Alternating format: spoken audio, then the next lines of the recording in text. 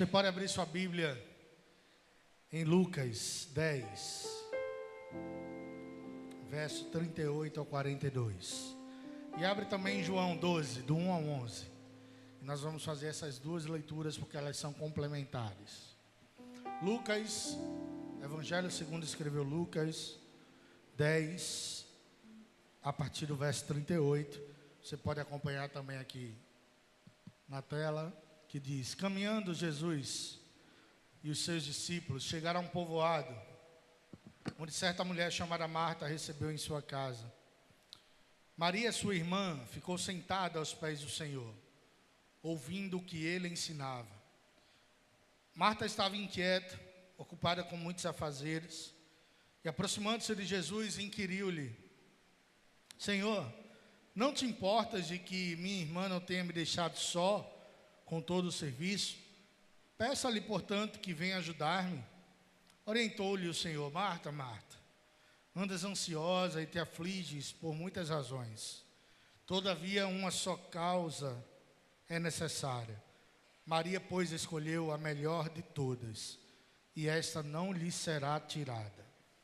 Em João, no capítulo 12, a partir do verso 1, diz assim: 6 dias antes da Páscoa, Jesus foi para Betânia, onde estava Lázaro, que havia morrido e fora ressuscitado dentre os mortos. Então ofereceram-lhe um jantar.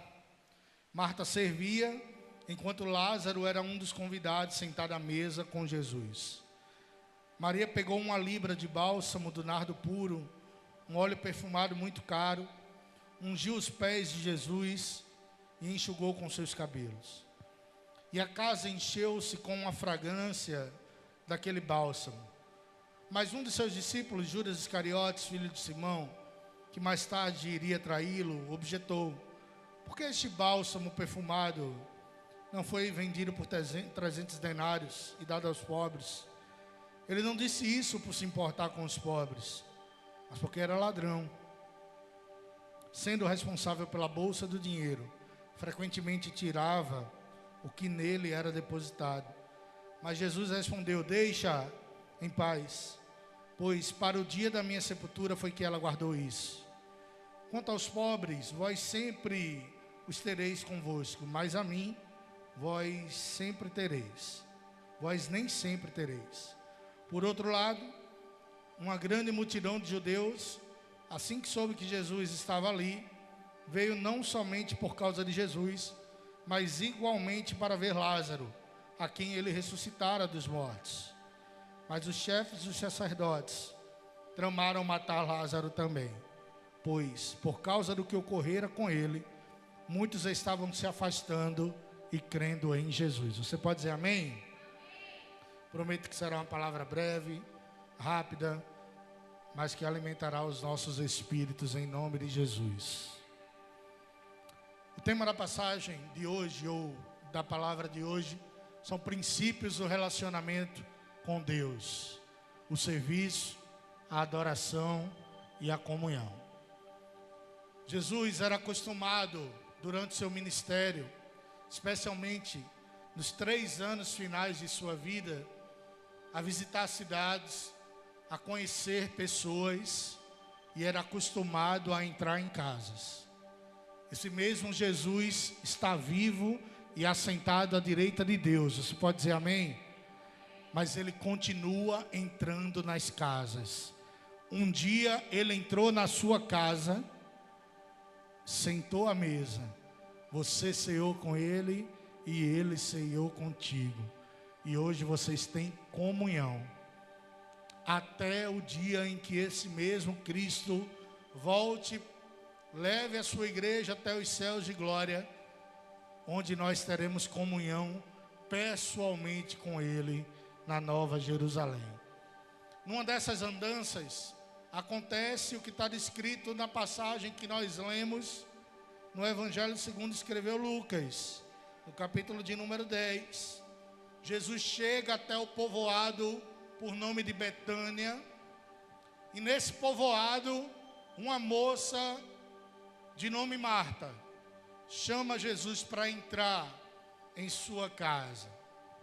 E aqui eu preciso fazer algumas ponderações sobre Marta, que muitas vezes é vista como uma figura de segundo, terceiro plano, mas Maria só assentou aos pés de Jesus porque Marta convidou Jesus para entrar em sua casa. Você percebe que existe qualidade também na vida de Marta? Foi ela quem viu Jesus passar por Betânia e disse: Senhor, entra em minha casa, esse lugar é teu, nós queremos te ouvir. Ou melhor, para ela, nós queremos te servir, nós queremos ter a honra de servir aquele que é o grande rabi, o grande mestre. E naquele cenário, Maria aproveita da ocasião, escolhe uma parte ainda melhor, ao invés de servir, sentar aos pés do Senhor Jesus para poder ser servida pela palavra dele. Convide Jesus para entrar todos os dias na sua casa.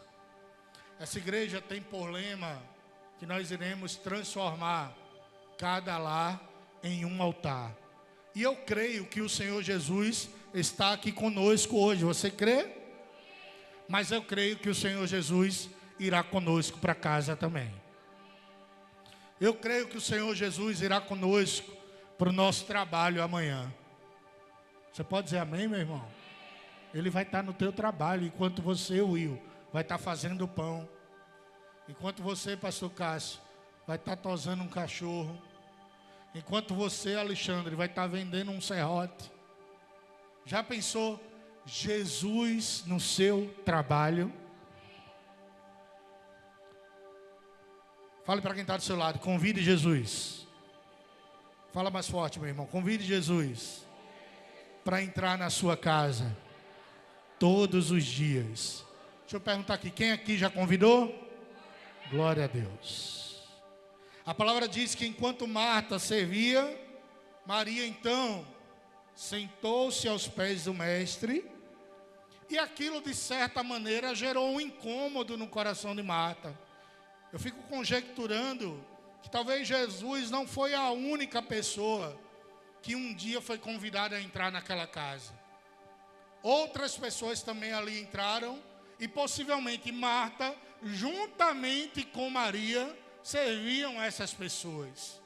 Por isso há um certo desconforto no coração daquela serva, que começa a se incomodar porque sua irmã não está lhe ajudando, não está se posicionando a fazer aquilo que elas tinham por costume de fazer: servir as pessoas.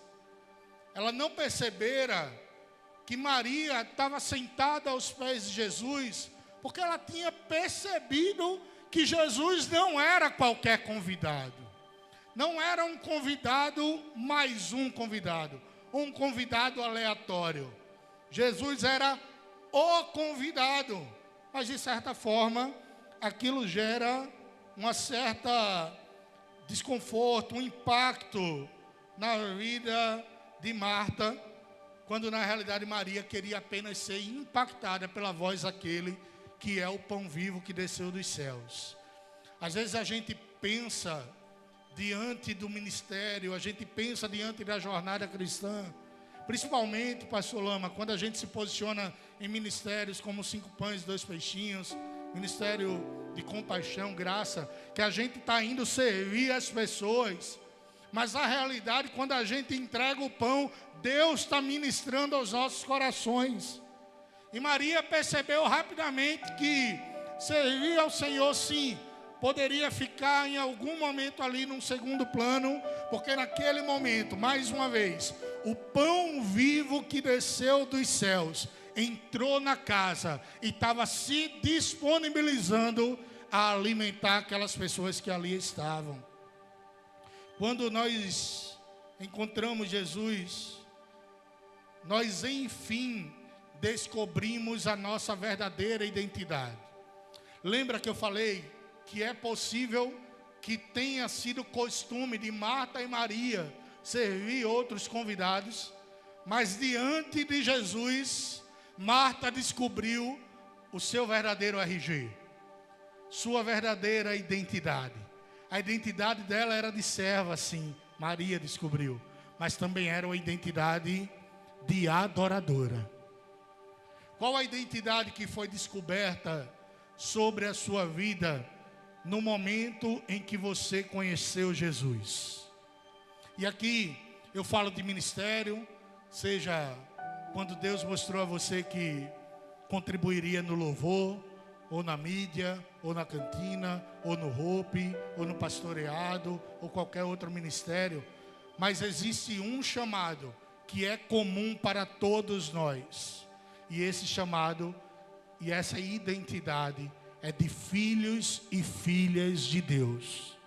No momento em que você e eu nos deparamos com Jesus, nos lançamos imediatamente aos seus pés. Ele transforma a nossa vida, nossa história, nosso caráter e nossa identidade. E aqueles que caminhavam para um caminho de trevas são chamados para o reino do Filho do amor de Jesus Cristo. E agora são filhos de Deus. Diga para quem está do seu lado assim: a sua identidade é 7327, não. Diga assim: a sua identidade é de filho de Deus. Onde estão os filhos de Deus? Ali estão dois princípios básicos do cristianismo, personificados em duas mulheres. Marta, simbolizando o serviço, Maria, simbolizando a adoração. Os dois são igualmente importantes. Servir é importante. E que privilégio que nós servimos a Deus servindo as pessoas. Adorar é importantíssimo. Fazer como nós fizemos no início desse culto, levantar as nossas vozes, levantar as nossas mãos, o coração bater mais forte, dizendo: Senhor, receba a minha adoração em forma de canção. E ainda que meus pecados possam impedir, Senhor, dessa adoração passar desse teto, o Teu Espírito Santo leva com gemidos, ainda que inexprimíveis, e chega com um aroma suave às narinas do nosso Deus. Você é servo e você é adorador. A gente só precisa perceber em que momento tal função vai ficar ainda mais em evidência. Pastora Cléo, me permita revelar uma situação que acontece nos ensaios do louvor. Vez por outra, eu já fiz parte do Ministério do Louvor, e talvez só quem é muito novo no Ministério do Louvor ainda não viveu isso. Não são poucas as vezes que a gente vem para os ensaios. Patrick, George, Lucas, Vado, os irmãos que cantam, com o coração preparado, estudado, para cantar um louvor, para passar o ensaio, passar o hino, preparar todo o louvor para a igreja. E repentinamente a pastora diz assim: olha, hoje é dia de escolher a melhor parte. Sentar aos pés daquele que é o pão vivo que desceu dos céus, Jesus Cristo. E quantas vezes eu não vi nos ensaios aqui o manifestar da glória de Deus. Pessoas orando, falando com o Senhor, as lágrimas rolando, línguas acontecendo, vidas sendo transformadas, porque as pessoas perceberam que existe um momento de adorar, mas existe também um momento de servir, existe um momento de servir, mas existe também um momento de adorar. Elas adoram através do ensaio, mas adoram também através de suas vidas no altar. São muitos os sacrifícios envolvidos, especialmente nesse ministério, que muitas vezes é tão atacada, e eu não estou falando que uma pessoa específica, mas eu falo num contexto mais geral de igreja, espalhada por todo mundo, é um ministério de louvor, geralmente sofre muitos ataques, porque ele é o responsável para levar a igreja em adoração. E só ensaio não resolve a vida, não é isso, pastora? É preciso ter uma vida na presença de Deus e entender que tem hora de servir e tem hora de adorar. Aprenda o que Jesus quer fazer na sua vida e tem para fazer na sua vida naquele determinado tempo. A palavra de Deus diz em Eclesiastes que há tempo para tudo, debaixo dos céus e acima da terra. Há tempo de viver, há tempo de morrer. E o grande Correlê, o ensinador da palavra, vai falando sobre os vários tempos. O que não há tempo é de voltar atrás.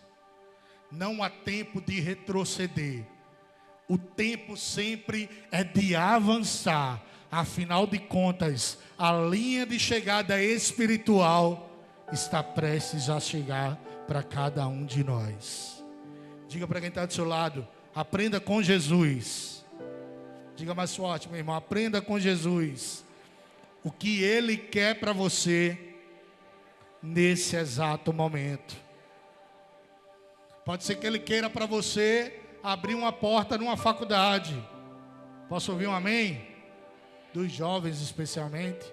Pode ser que o tempo agora que Jesus quer para você é que você se posicione servindo ainda mais. Posso ouvir um amém? Pode ser que seja um tempo de Jesus sobre a sua vida para ainda mais renúncia. O importante é você entender o tempo de você parar o que você está fazendo, se colocar aos pés do Senhor e poder adorar na sua doce e santa presença. Quando Maria reconheceu a sua verdadeira identidade, assim como nós conhecemos a nossa identidade diante do conhecimento libertador da palavra que há contida no Evangelho, ela se lança aos pés de Jesus em adoração. Eu lembro de uma outra figura bíblica que também se lança aos pés, não de Jesus, mas de um mestre. Paulo, lá em Atos, no capítulo 22, versículo 3, relata que ele estava aos pés de Gamaliel, grande conhecedor da palavra de Deus, e com ele aprendia as verdades a respeito da sã doutrina. Sim, aos pés de Jesus, que é o único digno de toda a honra, toda a glória e de todo louvor. Você pode dizer amém? Nós o adoramos. Mas existem oportunidades que Deus coloca sobre as nossas vidas para estarmos perto de pessoas que acumularam conhecimento, especialmente a respeito da palavra de Deus, e que podem nos ensinar a respeito dessa palavra. Seja aos pés de Jesus para o adorar, seja aos pés de grande mestre, não para adorar, mas para aprender, que possamos sempre ter a humildade em nossos corações. Afinal de contas, todos nós devemos ter um coração completamente ensinável. Voltando para o contexto da entrada de Jesus na casa de Maria e Marta, eu não sei se você se apercebeu, mas esse desconforto me parece muito uma disputa, especialmente partindo da Marta para com Maria. E parece que o ambiente está meio carregado. Jesus, ela vai intervir junto a Jesus. Você não está vendo? A gente deveria estar lhe servindo. Eu estou aqui conjecturando. Nós duas em igualdade de condições. Mas ela desejou ficar aos teus pés. E Jesus afirma para ela: Marta, Marta, você está muito angustiada. Você está atribulada. Você está muito ansiosa. Maria escolheu a melhor parte. Esse é o momento de não me alimentar. Eu estou aqui para alimentar cada um de vocês. Aquele clima parece ser um pouco pesado.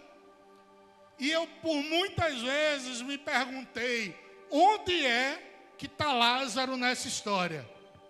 Afinal de contas, essas são as irmãs de Lázaro. São Marta e Maria, as mesmas escritas em João, no capítulo 11, quando Lázaro morre e ressuscita, e as mesmas escritas na outra passagem que nós lemos em João 1, do 1 ao 11. A Bíblia não afirma categoricamente onde Lázaro está. E em Apocalipse 22, a Bíblia nos adverte que nós não devemos nem colocar, nem tirar, seja um tio ou uma vírgula do que está contido na palavra. Porém, diante do cenário do silêncio da passagem, sobre Lázaro estar ausente, a gente pode conjecturar. E na minha conjectura, Lázaro não estava naquela casa naquele dia. Que pena. Jesus é convidado por Marta para entrar na casa, a personificação do serviço. Jesus recebe aos seus pés Maria, a personificação da adoração. E o clima não está muito legal entre as duas. Lázaro representa um terceiro princípio de um relacionamento para com Deus, que é fundamental na vida do cristão, e é a comunhão. Todo mundo lembra quem é Lázaro, sim ou não? João capítulo 11 afirma a história desse amigo pessoal de Jesus. No versículo 1 diz que Lázaro ficou doente. No versículo de número 3, Marta e Maria mandam chamar Jesus. No versículo de número 19, a casa já está de luto. A coisa acontece extremamente rápido. Lázaro já havia morrido. Em alguns versículos anteriores, Jesus parece demorar. Porém, o nosso Jesus não trabalha com o tempo de 24 horas como nós trabalhamos. Ele nem chega cedo, nem chega tarde. Jesus chega na hora certa. Diga para quem está do seu lado: Jesus não chega cedo, nem chega tarde. Ele chega na hora certa. Ele já chegou na tua vida? Dá um glória a Deus aí. Aí Jesus fala com os discípulos, né? Olha, essa doença não é para a morte. Mas Jesus, o povoado está daqui a uns dias de distância. Calma, rapaz. Tomé, aqueles que chamam de incrédulo, né? Vamos morrer por Jesus. Tomé é outro. Um dia eu prego sobre Tomé aqui, que às vezes é achincalhado, mas ele tem qualidades importantes, viu? O cara que estava disposto a morrer por Jesus. No versículo de número 20, olha que interessante que diz, lá em João 11, 20. Coloca aí, minha irmã, por favor. Assim que Marta ouviu que Jesus estava a caminho, saiu ao seu encontro. Marta é agoniada. Ela não vai esperar por Jesus. Ela corre atrás de Jesus. Ela é ansiosa. Já está descrito lá em Lucas, onde nós lemos. E onde é que Maria está? Maria, no entanto, ficou sentada em casa. Posso conjecturar mais uma vez? Eu fico imaginando que Maria está sentada no mesmo lugar onde antes ela estava sentada aos pés de Jesus. E pensando assim: um dia o mestre esteve aqui e eu estava sentada aos seus pés. Eu tenho a absoluta certeza que Ele não nos abandonou. Eu vou esperar. Marta está querendo que a coisa aconteça logo. Corre atrás de Jesus. E Maria parece ser uma certa insensibilidade. Eu até imagino que Marta deve ter pensado isso, né? Nosso irmão morrendo e tu aí sentada de novo. De novo essa história. E Maria pensando, né? Ele vai voltar. E quando ele voltar, até o que está morto vai ressuscitar. É mais ou menos uma alegoria do que vai acontecer quando ele voltar. ele vai voltar. E tudo que estiver morto vai ressuscitar. E alguns dos ressurretos subirão aos céus de glória, e outros descerão para o inferno. Diga misericórdia. Continue na posição, se você é um adorador. Continue no teu lugar, se Deus te chamou para adorar. Só saia do seu lugar se Jesus mandar. No versículo 28 e 29, coloca aí, minha irmã, 12, 28 e 29. Depois de dizer essas palavras, Marta seguiu seu caminho, chamou Maria, sua irmã, e lhe disse em particular: o mestre mandou te chamar. Aí ela diz: agora eu me levanto. Agora eu saio do lugar onde um dia eu adorei. Se ele mandou, eu sigo a sua voz.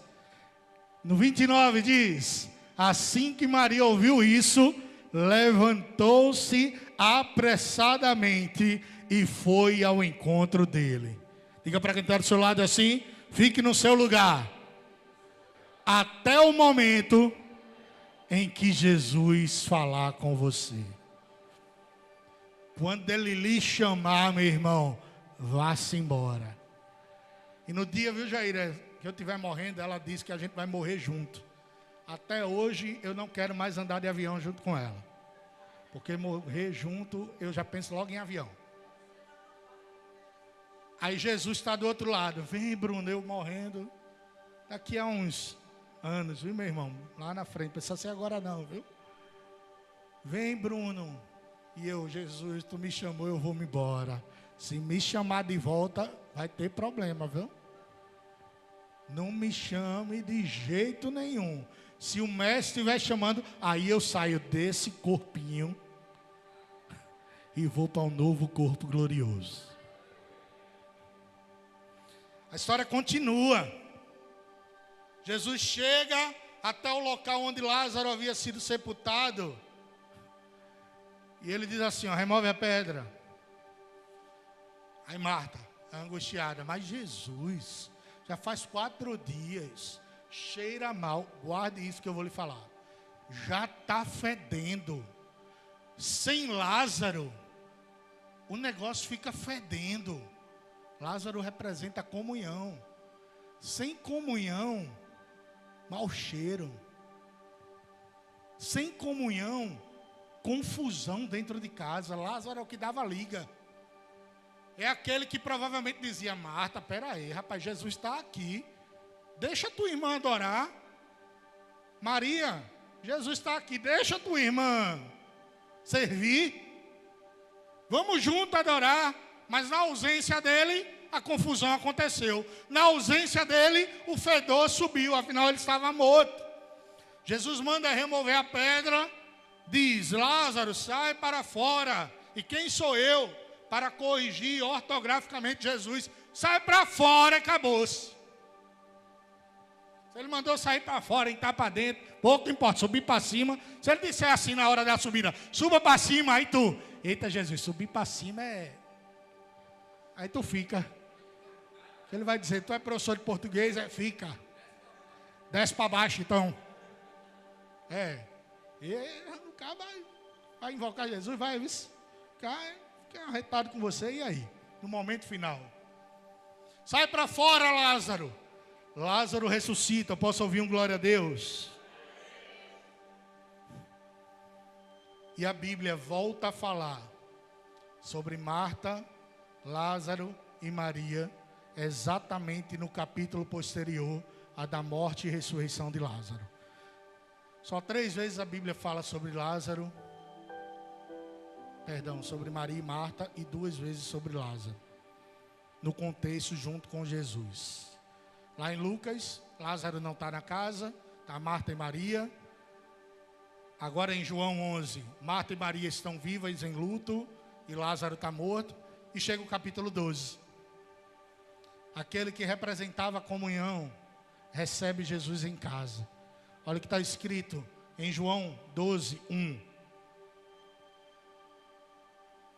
Vai deixando aí, tá? 6 dias antes da Páscoa, Jesus foi para Betânia. E deixa eu falar uma coisa para você. Se Jesus vai numa casa, Ele tem desejo de ir nessa casa sempre. Jesus já foi na tua casa? Ele, além de permanecer, se um dia você permitiu que Ele saísse, Ele tem um desejo de voltar. Assim como Ele voltou para a casa da nossa irmã hoje. Posso ouvir um glória a Deus? 6 dias antes da Páscoa, Jesus foi para Betânia, onde estava Lázaro. Lázaro agora está em casa. Que havia morrido e fora ressuscitado dentre os mortos. Verso 2. Então ofereceram-lhe um jantar. Jesus dava prejuízo, meu irmão. Acaba comia. Na casa de quem fosse. Ele ia. Parecia um certo pastor. Da cabeça um pouco mais avantajada. Né? Parecia. Ele estava lá. Ofereceram-lhe jantar. Marta resmungava, sim ou não? Sim ou não? Não. Marta servia. Você vai ler toda essa passagem e não vai ver Marta mais brigando com ninguém. Ela estava fazendo a mesma coisa que ela havia feito lá em Lucas. Só que dessa vez ela não resmungava.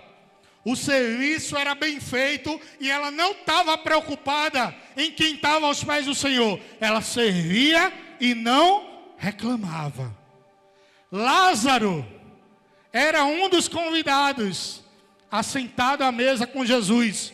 Mesa, comunhão. E Maria, verso 3. Maria pegou uma libra de bálsamo de nardo puro, que é um óleo perfumado muito caro, e ungiu os pés do Senhor e os enxugou com seus cabelos. Deixa eu fazer uma revelação para você aqui.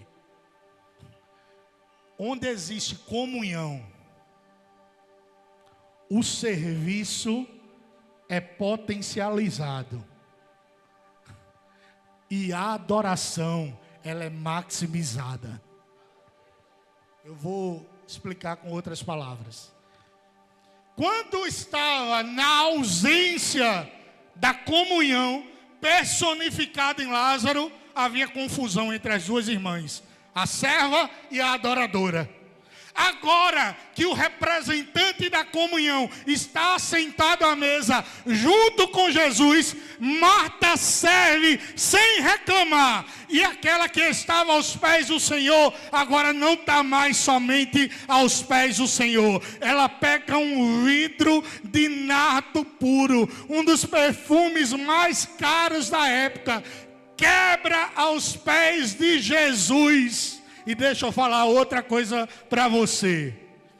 Na ausência de Lázaro, que havia confusão ou havia fedor, na presença de Jesus e o representante da comunhão, aquele que dava liga naquela família, aquele que unia aquela família, quando um adorador começa a adorar, a casa enche-se com a fragrância dessa adoração. Diga comigo, quem reclamava, ao servir, não reclama mais. Quem adorava, adora ainda mais. E deixa eu declarar sobre a sua vida, quando você adorar ainda mais, outras pessoas serão impactadas pelo bom perfume de Cristo que há sobre a sua vida. Você percebe que só servir não é suficiente? É bom, glória a Deus. Você percebe que só adorar também não é suficiente? É bom, sim ou não? Maravilhoso.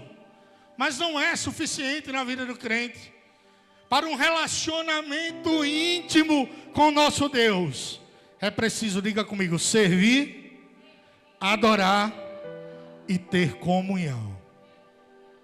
Eu declaro sobre os ministérios dessa igreja, sobre os PGs dessa igreja, sobre as famílias dessa igreja, serviço, adoração e comunhão.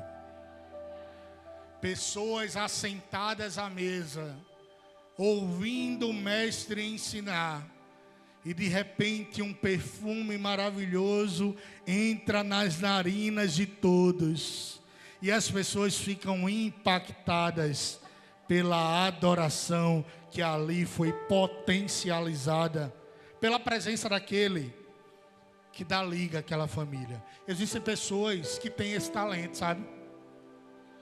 A pessoa que existe dois irmãos, não se falam os dois irmãos, aí chega ele e abraça os dois. A pessoa que está em um ministério e existe um outro ministério e parece que os ministérios não se bicam, parece uma disputa, mas aí chega aquele que consegue colocar todo mundo assentado à mesa e faz com que tanto um ministério cresça quanto o outro cresça. Afinal de contas, não há divisão que possa acontecer em nossas vidas que seja maior do que a união que Cristo quer proporcionar em nós. Eu já falei aqui, torno a repetir. Essa igreja é uma bênção, diga glória a Deus. Mas a Assembleia de Deus é uma bênção. A Presbiteriana é uma bênção, a Batista é uma bênção. E quando a gente subir, meu irmão, não vai haver doutrina humana que poderá nos separar de um abraço fraternal com o nosso irmão, ainda que ele tenha um costume um pouco diferente do nosso, e a gente se alegrar com ele e dizer, tá vendo, eu estava certo, e ele do outro lado dizendo que quem estava certo era eu, mas na realidade estava todo mundo indo para os céus de glória. Costume, doutrina é só questão humana, mas o mais importante é uma vida de fé diante da palavra verdadeira que é o Evangelho de Jesus Cristo. Se a igreja tiver esses princípios, eu creio que assim como a nossa, ela é uma bênção, e assim como a nossa, ela subirá juntamente conosco. Você fica feliz com isso? Quanto mais igrejas abertas, menos bares abertos, diga glória a Deus. Menos boca de fumo aberta, meu irmão. Menos prostíbulo aberto. E Jesus sendo glorificado na vida dos crentes que ouvem e adoram verdadeiramente o Senhor. Mas não termina aí, termina em um versículo bem interessante. Apesar da comunhão estar presente e ela conseguir fazer com que serviço e adoração sejam potencializados, nada disso impediu dos inimigos da igreja se levantarem nessa ocasião. O primeiro deles, algum travestido de servo de Jesus, Judas Iscariotes, aquele que viria trair Jesus. Quando Maria quebra o vaso, o cheiro do perfume incensa a casa, onde havia fedor e confusão, passa a ter adoração e comunhão. Aquele homem se revolta e diz, olha, a gente deveria ter vendido esse perfume. A gente deveria ter dado aos pobres. E a Bíblia afirma categoricamente que por ser o tesoureiro do ministério, Judas não estava preocupado com os pobres. Afinal, ele carregava a bolsa e tirava algumas ofertas para o seu benefício próprio. Outra contenda se levanta externa. Infelizmente, mesmo diante da adoração, da comunhão e do serviço. Abre aí versículo 9, 10 e 11 para a gente encerrar. Por outro lado, uma grande multidão de judeus, assim que soube que Jesus estava ali, veio não somente por causa de Jesus, mas igualmente para ver Lázaro, a quem ele ressuscitou dos mortos. Que massa, que bênção. Jesus estava na casa, as pessoas foram ver Jesus e foram ver Lázaro, que havia ressuscitado. Só que acontece uma coisa diante disso, no versículo de número 10. Os chefes dos sacerdotes tramaram para matar Lázaro. mesmo com o serviço, com a adoração e a comunhão. Você pensa que não vai ser atacado, não é, meu irmão? Mesmo aos pés de Jesus, você acha que é melhor que Lázaro? Ah, Jesus, mas eu sirvo tanto. Ah, Jesus, eu adoro tanto. Eu tenho tanta comunhão contigo e com a igreja. E tem gente querendo me matar. Ah, sei disso não. E Lázaro? Amigo íntimo de Jesus. Não somos melhores que ele. Ainda assim, se levanta pessoas enviadas, pastor Cássio, pelo inferno, para tentar nos distrair e tirar do serviço, da adoração e da comunhão. Diga comigo, está repreendido. Em nome de Jesus. Coloque a mão no seu peito e diga assim: eu sirvo, eu adoro e eu tenho comunhão. Diga assim forte para o inferno ouvir, meu irmão. E não há diabo no inferno que vai me parar. Você pode dar uma glória a Deus? Versículo 11 para encerrar. Pois, sabe por que eles estavam perseguindo Lázaro, tramando matar? Porque, por causa do que ocorrera com ele, o que? A ressurreição dele. Muitos estavam se afastando. Se afastando de quem? Dos sacerdotes mentirosos. Muitos estavam se afastando de quê? Do evangelho que é mentiroso. Muitos finalmente abriram os seus olhos, pastor Cássio, e disseram assim: oxe, esses caras nos ensinaram a vida toda, só que agora a gente está vendo um Jesus que senta à mesa com pecadores. Uma pecadora derrama bálsamo no pé dele, enxuga com os cabelos. A outra está servindo ele e ele ainda ressuscita a morte. Esse é o Deus verdadeiro. Se afastaram do pecado e começaram a crer em Jesus. Eu declaro sobre a sua vida, meu irmão, que por causa da tua ressurreição, que por causa do teu milagre, que por causa da tua vida no altar diante do Senhor, muita gente vai abandonar o pecado e a mentira e passar a crer em Jesus. Mas é por causa, Paulo, do testemunho de transformação de Deus em nossas vidas, não é por causa de nós. Porque por nós não poderíamos fazer absolutamente nada. Fica de pé comigo nessa noite, meu irmão. Eu não fiz isso, viu, pastor, porque o senhor subiu não, viu? Acabei mesmo. Tá brincando, né? Meus irmãos, quanto serviço o pastor Lama há para fazer? A seara é grande e são poucos os trabalhadores. Jesus diz: orem para que o Senhor da vinha mande mais ceifeiros.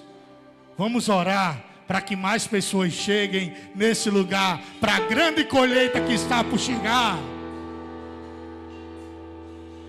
Quanto a gente ainda tem por adorar em nossa vida?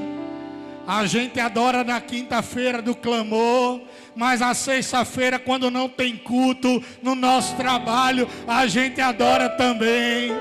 E quando a gente vai na praia, a gente adora também. E quando chegar o domingo e a gente se reunir nesse altar, a gente adora mais uma vez, mais duas vezes. E quando chegar o mês de setembro, outubro, novembro, dezembro, 2025, ou até Jesus voltar, a gente vai continuar adorando. E enquanto a gente serve e adora, mesas vão ser abertas nessa igreja. Eu declaro que depois os Oi, vidas e PGs serão abertos, mesas serão abertas, lugares serão abertos. Lázaro estará na casa e Jesus, que ressuscitou a comunhão, também estará. Se você acha que a tua casa Diminui aí só um minutinho. É pequena demais ou simples demais para receber um PG. A tua casa, quem te deu foi Deus. Abre, meu irmão. Abre, porque você vai ser o Lázaro. Você vai ser o representante da comunhão, que vai servir essas pessoas e levá-las ao altar da adoração. E diante desse cenário, eu creio que a 30, a 60 e a 100 por um, a colheita, através do serviço, adoração e comunhão, chegará sobre nós, em nome de Jesus.